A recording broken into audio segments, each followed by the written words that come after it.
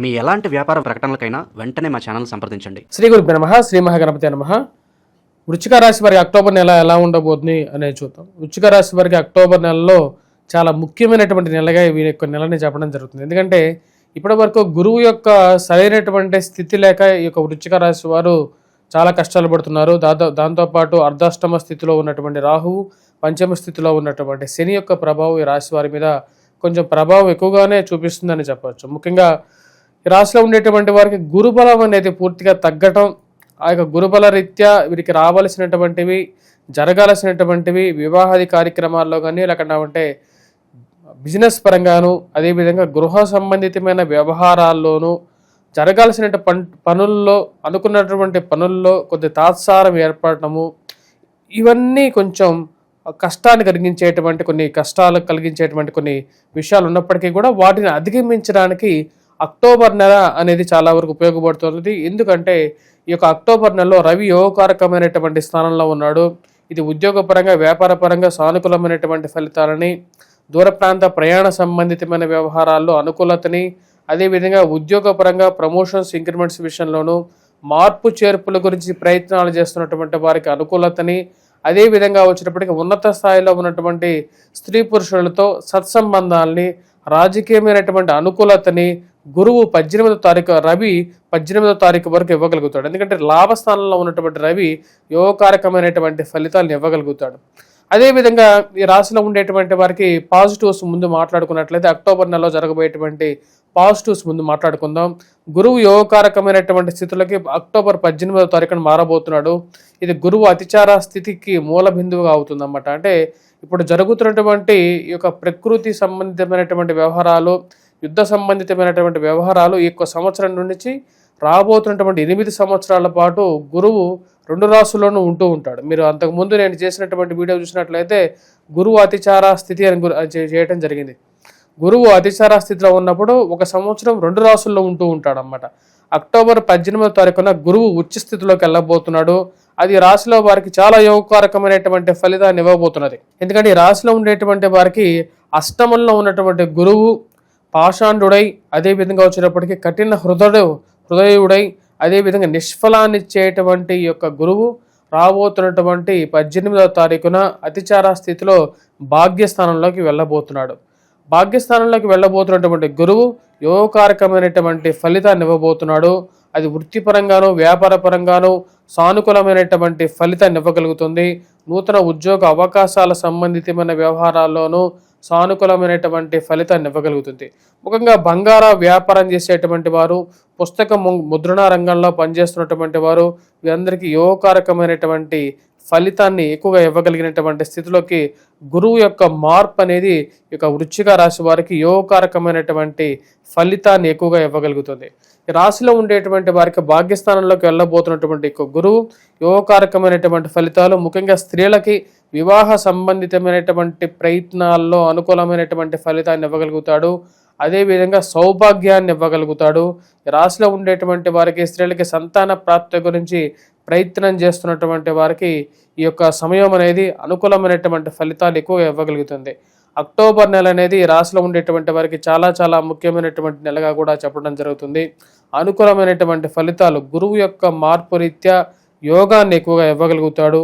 ముఖ్యంగా ఈ రాశిలో ఉండేటువంటి వారికి ఇరుగు పొరుగు సఖ్యత విషయంలో అనుకూలతని, ధన సంబంధితమైన వ్యవహారాల్లో అనుకూలమైనటువంటి ఫలితాన్ని, అదేవిధంగా గృహ వాహన కొనుగోలు సంబంధితమైన వ్యవహారాల్లో అనుకూలమైనటువంటి ఫలితాన్ని కూడా ఇవ్వగలుగుతాడు. ఎవరికన్నా ఈ యొక్క గురువు అతిచార స్థితి వల్ల యోగాన్ని ఇవ్వబోతుంది అని మనం చూసినట్లయితే మొదటి ర్యాంకింగ్ ఇక వృశ్చిక రాశి వారికి ఇవ్వచ్చు. ఎందుకంటే ధనాధిపతి, పంచమాధిపతి అయినటువంటి గురువు యోగకారకమైనటువంటి స్థానంలోకి వెళ్ళబోతున్నాడు.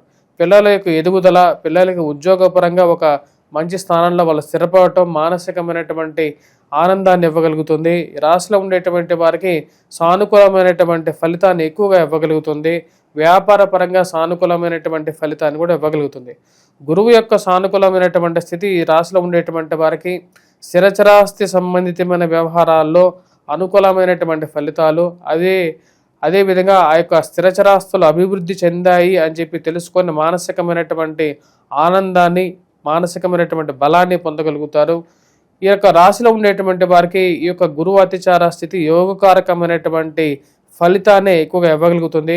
వివాహాది శుభకార్యాల్లో పాల్గొనటం, బంధుమిత్రులతో సుఖ సంతోషాలతో పాల్గొనటం, అదేవిధంగా ఇంట్లో గృహంలో ఉన్నటువంటి వారికి ఒకరికి మంచి ఉద్యోగం లేకపోతే ధన సంబంధితమైన వ్యవహారాలు, వారికి ప్రమోషన్స్ కానీ, కుటుంబంలో ఒకరికి మంచి ఉద్యోగం రావటం కానీ, తద్వారా కుటుంబానికి అభివృద్ధి దిశగా జీవితం పోవటం అనేది మానసికమైనటువంటి బలాన్ని ఎక్కువగా ఇవ్వగలుగుతుంది. ఈ రాశిలో ఉండేటువంటి వారికి గురువు అతిచార స్థితి యోగకారకమైనటువంటి ఫలితాన్ని ఎక్కువగా ఇస్తుంది.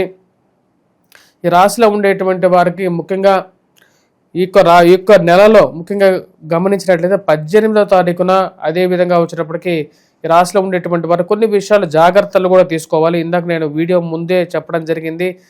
లాభం ఎంతవరకు ఉంటుందో మరియు అదేవిధంగా కొన్ని కష్ట సమస్యలైనటువంటి విషయాలు కూడా మనం గుర్తుపెట్టుకోవాలి జీవితంలో. ఎందుకంటే ఆ విషయాలను జాగ్రత్తలు తీసుకున్నప్పుడే జీవితం అనేది ముందుకు వెళ్తుంటుంది. ఈ రాశిలో ఉండేటువంటి వారికి కుజుడు జన్మరాశిలోకి ప్రయాణం చేయబోతున్నాడు. అదేవిధంగా 18వ తారీఖు వరకు కుజుడు రవి యొక్క కలయిక అనేది కూడా ఉంటుంది. ఈ రాశిలో ఉండేటువంటి వారికి సరైనటువంటి స్థితిలో లేనప్పుడు రవి మరియు అదేవిధంగా కుజుడు ఆరోగ్యపరంగా కొన్ని జాగ్రత్తలు తీసుకోవాలి. ఆరోగ్యపరంగా రికవరీ బాగున్నప్పటికీ కూడా అనవసరమైనటువంటి దుబారా ఖర్చులకు దూరంగా ఉండటం, కోపాన్ని దూరంగా చేసుకోండి. ఎందుకంటే గురువు మంచి స్థానంలోకి వెళ్తున్నాడు. అనవసరమైనటువంటి విషయాలకి చిర్రుబిర్రులాడి మీకు రావలసినటువంటి భాగ్యాన్ని పోగొట్టుకోవద్దు. ఎందుకంటే భాగ్యం అనేది ఎంతో మందికి ఎన్నో రకాలైనటువంటి యోగ్యాన్ని ఇవ్వగలుగుతుంది. భాగ్యస్థానంలో గురు సంచారం అనేది ఉద్యోగపరంగా అనుకూలత, విదేశాన ప్రయత్న సంబంధితమైన వ్యవహారాలను అనుకూలమైనటువంటి ఫలితాలు, అలాంటి ఎన్నో మంచి పాజిటివ్ రెస్పాన్స్ ఇవ్వడానికి అనుకూలిస్తుంది. కానీ ఎప్పుడైతే ఈ చిన్న చిన్న విషయాలు అంటే మనకు రావలసినటువంటి భాగ్యం కూడా మన నోటి దురుసుదనంతోనూ అదేవిధంగా మన కోపాంతోనూ మనకు ఉన్నటువంటి కొంతమంది మీద మనకు ఉన్నటువంటి ముందుగా ఏర్పరచుకున్నటువంటి కొన్ని అభిప్రాయాల వల్ల వారు చెప్పేటువంటి విషయాన్ని వినేటువంటి సమయం కూడా మనం ఇవ్వనేటువంటి కొన్ని సమయాల వల్ల మనం ఆ రావాల్సినటువంటి భాగ్యాన్ని కూడా పోగొట్టుకోవాల్సినటువంటి కొన్ని పరిస్థితులు ఏర్పడుతూ ఉంటాయి. ఈ రాశిలో ఉండేటువంటి వారు ఆ విషయాన్ని గమనించండి. కుజుడు రవి అంత యోగకారకమైనటువంటి స్థితిలో లేరు. అనవసరమైనటువంటి దుబారా ఖర్చు విషయంలో జాగ్రత్తగా ఉండండి. వయోవృద్ధులకి ఆరోగ్యపరంగా కొన్ని జాగ్రత్తలు అనేవి తీసుకోవాలి. ముఖ్యంగా వైవాహిక జీవితంలో చెరుబుర్రులు ఆడద్దు. ఏ విషయానైనా సరే సామరస్యంగా పరిష్కరించుకోవడానికి ఎక్కువగా ప్రాధాన్యత అనేది ఇవ్వండి.